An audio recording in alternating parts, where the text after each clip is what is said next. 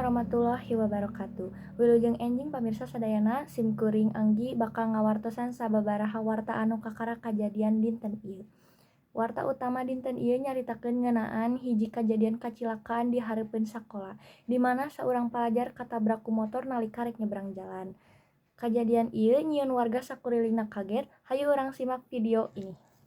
Kajadian kacilakaan anu ngalibatkeun saurang pelajar di SMA Kota Bandung. Leres kajadian ieu lumangsung isuk tadi di Jalan Cipagalo Girang nalika pelajar eta rek nyebrang jalan sanggeus balik sakola.